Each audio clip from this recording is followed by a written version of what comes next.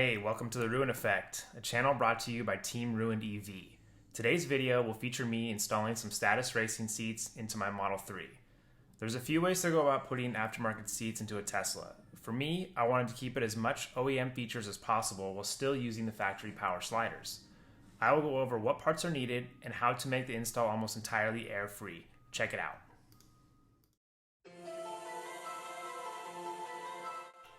When it comes to aftermarket seats, there are many reputable brands out there, but most don't really offer that custom bespoke option like Status Racing does. For me, it was an easy choice to go with Status Racing. Not only does Status Racing offer a huge variety of styles for street and FIA-approved track seats, they also offer the ability to fully customize the fabrics and colors. Every seat is custom made to order. There is over 60 different fabric and color options to choose from. 4 different stitching options, and even an option to have your own personal logo added to the seats. So with all that customization, and it only takes 3 weeks to deliver. All right, pulling up to Status to pick up my new seats. I still have not seen them yet, so I'm going to be very, very surprised and excited. Got the car all prepped and ready here. I'm probably only gonna be able to bring one seat back with me, but I'll see. There it is, PRP Status.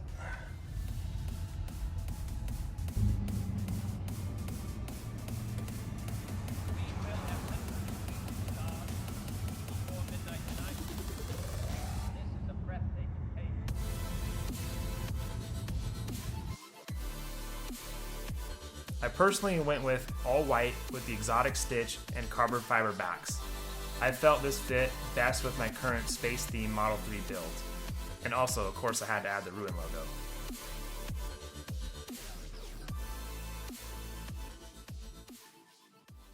Here are the parts needed if using OEM bases and factory power sliders. You could get all these parts used on eBay for pretty cheap. I went the eBay route so I didn't have to take apart my stock seats. This way I could easily swap from my Status seats back to my OEMs with no issues. You're also going to need to make a custom platform to fit over the OEM bases.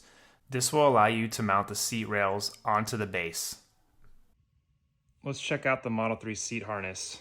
So you can see I taped up some of these. These are the ones that are going to be in use. So basically you're going to have the one that goes to your occupancy sensor. Then you're going to have the one here that's going to power your seat slider.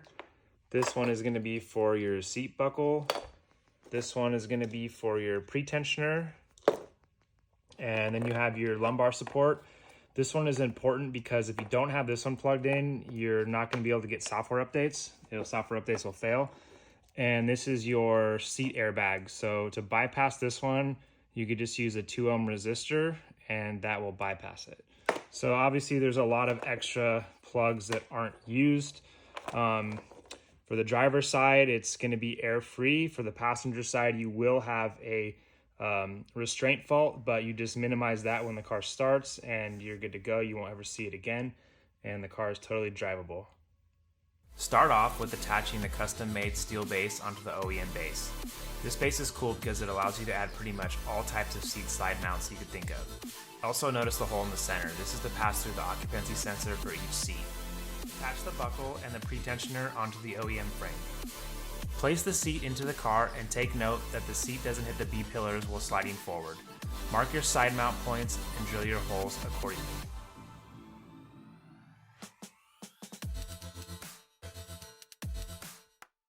Attach your side mounts to the seat and then to the base. Notice that I wrap the exposed areas with my rivet theme vinyl to give it that extra detail.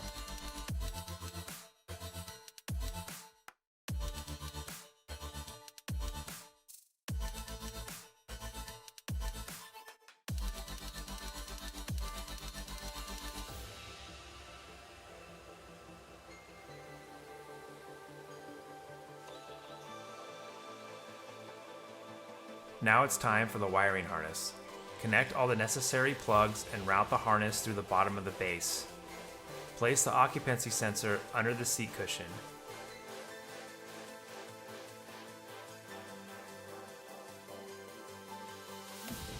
The seats are now ready to go in the car. Test out the power slider after plugging in the harness to the footwell socket. I'm using the OEM seatbelts for daily driving, so I ended up getting some seatbelt extenders because it was a tight fit to reach them with the bucket seats. There is many different ways to go about the seat install for the Model 3. For me, keeping all the OEM parts and as air-free as possible was always the goal. This way is also nice because I could swap back to my OEM seats in about 20 minutes per side. I have had the seats in the car for about a month now and I absolutely love them. The quality is top notch and they are super comfortable for daily driving.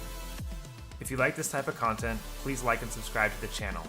We will be doing a lot more EV modded content featuring shop reviews, product reviews, installs, feature builds, and industry news. Thanks everyone. See you next time.